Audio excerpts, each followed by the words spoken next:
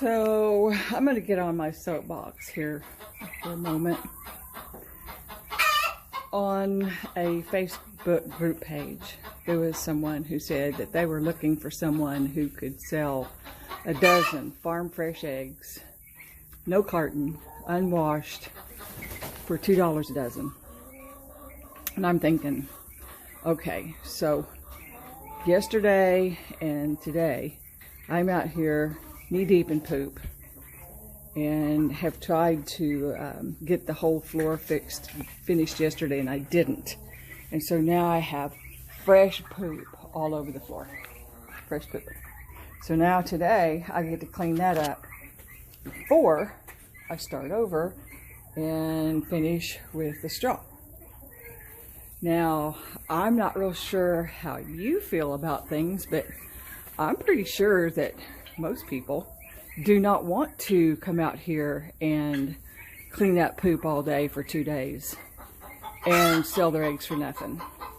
Now, I understand that Aldi's and places like that have eggs for $1 a dozen, and those hens are spent in about 2 years, but you don't really realize it takes 5 months for a chicken to even go from a baby to laying the first egg, and some of them take 7. Now, like the Brahmas that I have, they take 7, and they have a little bit bigger eggs, so they eat more food. And people love the bigger eggs, and I try to give them big eggs, and I try to give them medium-sized eggs, and sometimes I have to give them a couple of small ones too, because I've got some that are just starting to lay. And I just don't understand, you know, and this is what I wrote on there, you know, when you're knee deep in poop for 2 days and you buy extra straw and you buy fencing and you buy water, a lot of water to keep their yard dry or wet enough to where it doesn't get so hot that it cracks and just burns their feet in the summertime, and so hot in the hen house when they're laying that they don't even lay because it's so hot in there. So you run a fan, at least run a fan in there, which now is even expensive. In the wintertime, the hens that don't do winter well and their combs freeze in negative temperatures, I have a small little heater in there just to knock the cold off. Not to heat the place, just to knock a couple of those degrees down so that when they roost at night, their combs won't get frostbite. I don't think you see any frostbite on any of these chickens, and you'd be able to see it, because if they had frostbite, they'd have big black spots, or they'd have places missing out of their combs, especially the roosters. And I mean, there's just so many things that we do for them that's either labor or money or time, or all three of those. Like right now, I need to come out here. I just did this yesterday. I need to come out here and change this water out. And they'll just absolutely love it. And they'll go down into that little hole, and they'll go over there and they'll put their feet in it, and the ducks will play in it. And I'll fix this little pool for them, and I got scratch that I give them early in the mornings. And there's just a lot of things that, in order to have healthy chickens, and when you tend to them the way that you're supposed to tend to them, $2 a dozen for eggs. You know, give that to the Aldi's stores or Walmart or wherever it is that they have those battery chickens. I don't know if you've seen those battery chickens that have 0 feathers, because they've used everything, all the protein in their body they have used for egg production. And then what they do, they just toss them out.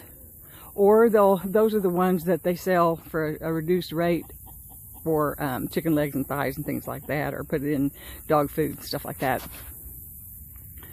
But for me and my chickens, they're gonna have a good day. They're gonna eat well. They're going to have a cooler place, like right here. And a lot of those too, people think that, oh, Grandma used to just have chickens everywhere, all in the yard, and they didn't have to buy feed at all. Well, you know what? Grandma didn't have very many chickens. She didn't have enough chickens to help other people get eggs. And her chickens had scraps that they threw out too, that they don't think about. I know, because I lived that life. We had all kinds of scraps that we threw out to them every day.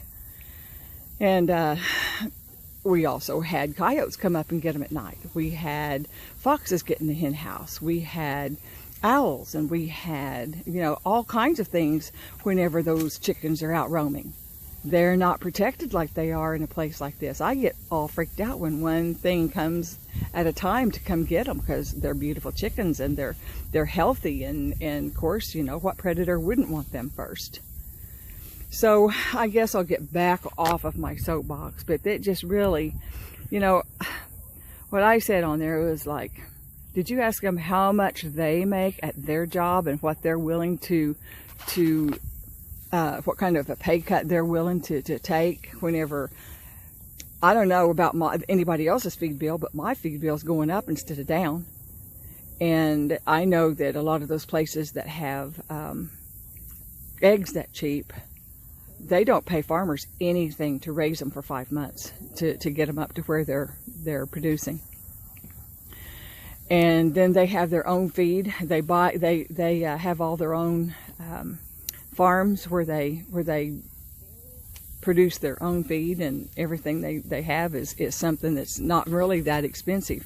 But we have to use other people's feed, and we have to have a lot more invested in what we do, and our eggs are way better, more nutritious, darker, thicker yolks, way healthier. So I don't know, it just irks me sometimes, because the farmer is always the one who gets the short end of the stick. And people are like, oh, the poor farmer, and then whenever eggs go up, or we don't lower our prices just like the grocery stores do, they think that we're just making a killing, when we're not. We're not. So anyway, I will let you go, but that was cute. That was an elm tree too. That's surprising that they like elm leaves. Anyway, have a good day, y'all.